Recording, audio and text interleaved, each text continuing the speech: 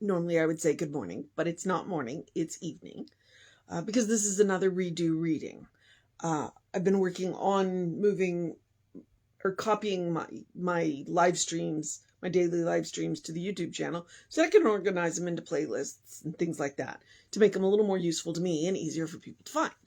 Well, I just found another one that Facebook ate, which is December 4th. So I have no idea what Facebook did with it. I also don't know. It was a couple days after my birthday, a couple days after we went to Galveston for or it was the day after we went to Galveston to go to Dickens on the Strand. So I probably had something fun to say about that experience, and whatever that was, I don't remember now. So, which is too bad, because in some ways these are like little personal video logs. I do, however, like the title. So I'm doing From Beyond Appearances, December 4th. The title is Judge Not. The first quote is, "Judge not, that ye be not judged. For with what judgment ye judge, ye shall be judged. And with what measure ye meet, it shall be measured to you again." And that is Matthew 7:1-2. The law of cause and effect is the law of perfect balance, of logical sequence, and of inevitable consequence, which is Science of Mind, page 433. The practice of being a friend includes loving, honoring, and most of all, accepting our friends just the way they are. Accepting others is difficult when we judge them from the observation post of our own experience. From that point of view, we think we can more easily see where others have chosen unwisely. When we accept others with all of their charms, warmth, eccentricities, and frustration, we recognize that their uniqueness is part of their perfection. We need to remember that our dominant thoughts have attracted the people and experiences into our life, including these people whose qualities and behaviors we judge unacceptable. We can be a friend to ourselves and to those we love by widening our spectrum of acceptance and laying aside our expectations of others. We must recognize the fact that each person is marching to their own inner drummer. As much as we would like to direct a person onto another path, we need to remember that each of us must follow their own way. And in this manner, ultimate good is always served. I know I attract my own experience, and I can change that experience by changing my dominant thoughts. I allow those around me to choose their own experience, and I set aside all judgment. I trust in the divine law to provide the right experience for me and the wisdom to accept and understand those whom I love just the way they are. And that is Marilyn Mooney. And I have immediate thoughts, starting with the fact of one of the things that Jesse has said in the not too distant past was that we could spend all day talking to someone. We could spend an entire lifetime talking to someone and still only know 10% of what's going on with that person. Even people that we know very well. We can't judge people for the choices that they make because we don't know what they had to choose from. And that's just something. It's like we just really never know. Even as well as we know some people in our lives, we really only know about 10% of what's going on. Another thing that immediately popped to mind is Eeyore. When you look at Winnie the Pooh and you look at the different cast of characters that they have in there, Eeyore was clinically depressed, clearly clinically depressed. And yet his friends never asked him to be anything more than he was. And they still included him. So it's like we have to accept people for who they are. Now, when they are behaving badly or when we are tired, and because I don't know about you, but when I'm tired, I'm less tolerant. So, it doesn't mean we have to be around them all the time. It means that we can take space and we can love people from a distance. But it is not our right to ask people to be anything other than they are. It's not fair. It's not fair. And especially because, as I said, we don't know we can't criticize their choices because we don't know what they had to choose from. Now, I do vaguely recall this reading, but only vaguely. But I am immediately struck by, and I probably leapt on this line the last time, we can be a friend to ourselves and to those we love by widening our spectrum of acceptance and laying aside our expectations of others. If you know anything about Buddhism, one of the things that Buddhism talks about is that attachment creates suffering. Well, expectations are attachments. And when we have expectations of others and situations, we set ourselves up for suffering. Now, and I've even said this in studying Buddhism. One of the things that I've said about it is, it's like, if you get attached, you are going to suffer. That is just the way of the material world. You got to make sure the choices you make are worth suffering for. With great love can come great suffering when there is a loss. And we have to make sure that we're willing to do that. But I like the fact that Marilyn says that one of the best ways to be a friend to ourselves is to widen our spectrum of acceptance. And that, when you look around at what's going on in the world, is exactly not what we're doing. We're doing the opposite. We are narrowing our spectrum of acceptance. I think Jesse even said it, possibly this past Sunday. Now, mind you, I know the reading says December, but I am doing this in April. He talked about narrow-mindedness.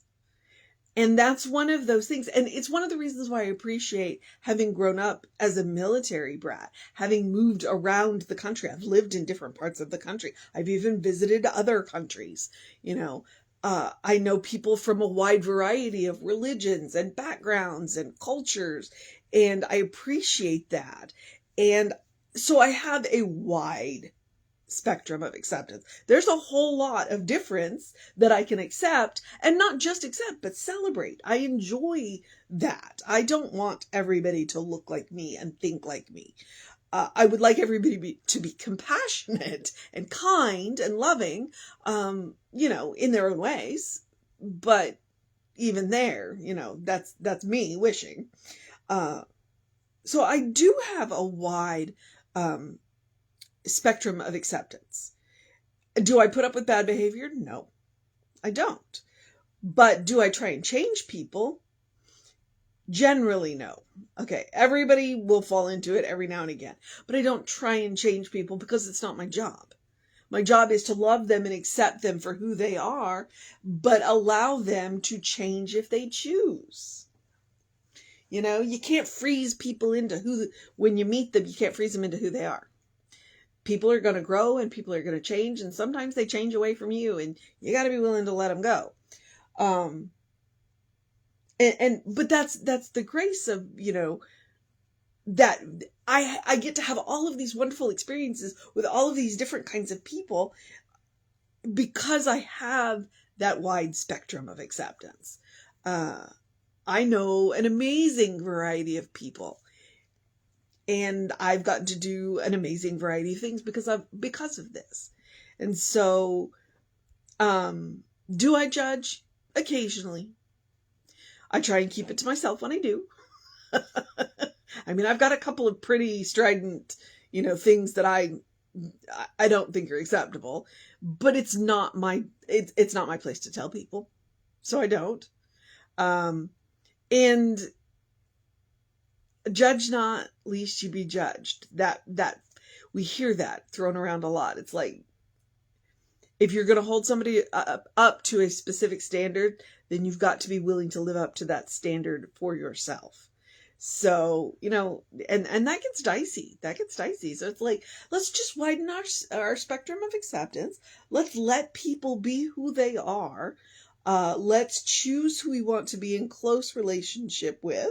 and choose who we're going to love from a distance, and just let the world be what it is. And, stop trying to turn everybody into carbon copies of each other, because, that's just not an interesting world. It's not. I know it's a Chinese curse to say, may you live in interesting times, but nothing makes life more interesting than people who are different and interesting, at least in my judgment. So there is this thing called discernment. We are allowed to look at situations and gather information and make discernments, which is why we try and make a difference between discernment and judgment. Who are we to judge situations where we only have a tiny piece of information? Sometimes you have that tiny piece of information and you look at it and you make a snap judgment, and then you find out a little bit more information and discover you were wrong.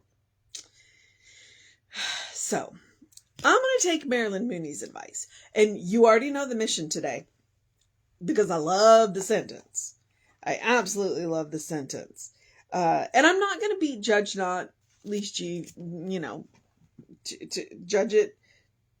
Okay, well, Foster just ran out of the room.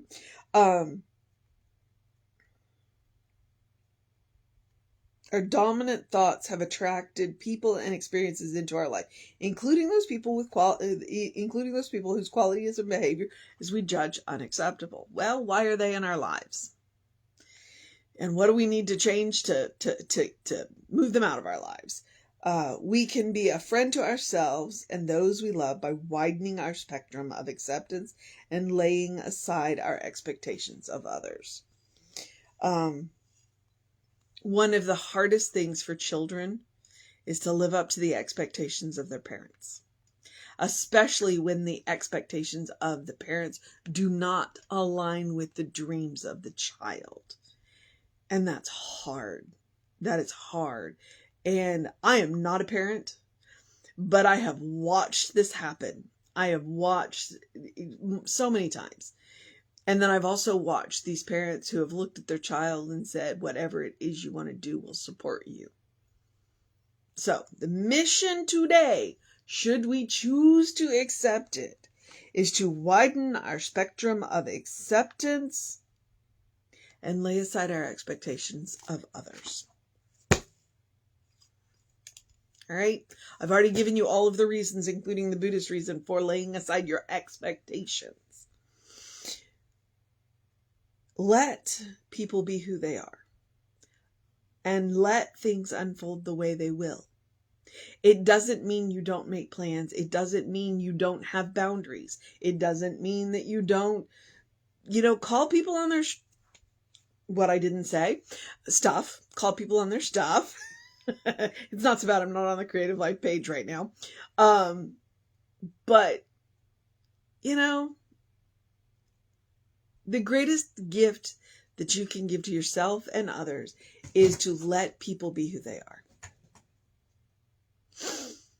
If Ernest Holmes says that people are dying for people to tell them they're okay, what they need to know is that who they are is okay. Let people be who they are. Okay. I am tired. So you've got your mission. I'm also going to encourage you to do something loving for yourself, do something kind for yourself, do something compassionate for yourself, because that's what I do. It is a spiritual practice. And that's what this reading is about. The most loving, kind, and compassionate thing you can do for yourself. 1, widen your spirit, widen your spectrum of acceptance. 2, let go of your expectations. And 3, don't judge people. Or yourself. Don't judge yourself either. I mean, for Pete's sakes.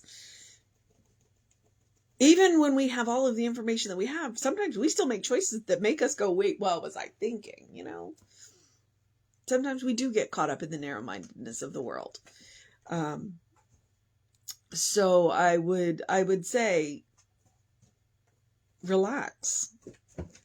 And the most loving, kind, and compassionate thing you can do, is be yourself. Let others be who they are. and figure out how to get along. And sometimes the way to get along is to not be in close proximity too much. That can be very helpful when, especially when you're working on your stuff and who you are. So spiritual practice, loving, kind, compassionate. It looks like taking a deep breath. It looks like taking a nap. It looks like taking a walk. It looks like working on your own stuff and letting people work on their stuff. If we get too busy getting into other people's stuff, we don't have time to work on our own. And that is definitely an avoidance technique. So let's not fall into that trap. I talk about this spiritual practice. It is a spiritual practice because it is about self-care. It is absolutely about self-care. I'm not trying to hide that. I'm upfront and out and open about it. You deserve your own self-care. You deserve to care for yourself, to be cared for by yourself. And I also want to remind you that it is also about the qualities of God, which include joy and happiness. So it's also about making room for joy. One of the things that I frequently say is to eat dessert first. Well, do I literally mean it? Yes. Yes, I do. But it's also a reminder not to save the good stuff. We may only come this way once. And if that's the case, then this is a special occasion. And we can treat it as such. So wear the nice clothes. Go to the fancy places. Do the things that you really want to do. But take care of yourself while you're doing it. All right. When I do this at night, I can get a little maudlin, so let's not do that. What I am going to do is to remind you to do something to engage your mind and your body. I'm going to remind you to drink plenty of water. Hydration is super important. I do need some water right now. I'm going to remind you to get early in your day bright light, even if you're watching this at night, which is one of the reasons why I'm sleepy, because I got early in the day bright sunlight this morning because the sun was out. And that will, it's called a circadian rhythm. It's a hormonal balance, and there's a natural cycle to it. And so getting that early in your day bright light on your face and forearms apparently helps to reset those hormones. So try it. You'll have more energy during the day. You'll sleep better at night. That's why I'm sleepy now, because early in the day bright light. And then as I am a Science of Mind minister, I do like to do Ernest Holmes quotes, even though my first two books were Ernest Holmes books. This one was a collection and he was in that. The collection I'm reading now, it's all women. So there will not be any Ernest Holmes, from April 23rd to, so, I'm still going to quote him. Open the windows of your soul. Allow the breath of heaven to remind you do live in heaven right here, right now. It's all around us all the time. Because it's all God. It's all God. We are made by God, of God, for God. It's all God. Everywhere we look is God. When we look in the eyes of another being, that's God looking back at us. And if we could blur the lines between sacred and mundane, and see it all as sacred, we'd move through the world differently. So, yeah. All right. What are you doing? You cuddling. Okay. Again, I'm sleepy. That's a good thing. So I'm going to remind you to take Emma's advice. Look for the good and praise it. We want to create a world that works for everybody. We want to teach people that heaven isn't a place. It's not necessarily a place. It's a mindset. It's a state of mind. It's a state of consciousness. And see, when we learn that, and when we learn to create it for ourselves, then heaven can become any place. Not a place, but any place. And if we practice, potentially it can become every place. Like right now, when my cat just snuggled down. That's heaven. He trusts me. So he snuggles down and sleeps. That's one of my definitions of heaven. State of mind, a state of consciousness. Once you learn to do it, well, the world becomes a different place. So, all right. I'm going to remind you that we are Creative Life Spiritual Center, Creative Life Spark. I'm the Running Rev Ryan on the social medias that I am on. That's why I'm doing this makeup reading, is to put it on the Running Rev Ryan YouTube channel, because that's where I archive these. So if you want to know what I've been doing for the last couple of years, well, there you go. Go to the Running Rev Ryan YouTube channel, and you can click on any day in the last 3 years of the videos up there and see what I was up to on that particular day for that reading. So, and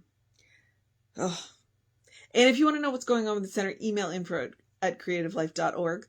It's a constant contact. The hot links are hot. If you click here now, it'll take you right to the information you want, or to the person that can get you that can help you get the information. So please avail yourself of all of those resources. There's good stuff. Whatever else I was going to say is gone. So now I'm going to, I know it's late at night for me, but you could be watching this early in the morning. I don't know. Because, I know Jeffrey does. Here's where I encourage you to have a great day, a wondrous day, a fantastic day, a magical day, an enchanted day, a wonder-filled day, a judge not day, a widening our spectrum day, a letting go of our expectations day, a letting people be who they are day, a good day. And if that is too much pressure, simply have a day, because you are enough just as you are. You are a beloved child of God. You are a brilliant light, a divine spark, a spirit in motion, God in action, a godling, in whom God is well pleased and well represented. Always. That is the truth of your being. And that is what you want to find out. When I'm talking about that spiritual practice of doing something loving, kind, and compassionate for yourself, about creating that default setting, it's about making regular trips to the source of your own being. If there's going to be any well-worn path, that's the one you want. To the source of your own being, to the source of infinite love, infinite kindness, infinite compassion. To the truth of your being. Occasionally I talk about God's idea of you. Well-worn path. That's what you want. All right, beloveds. I'm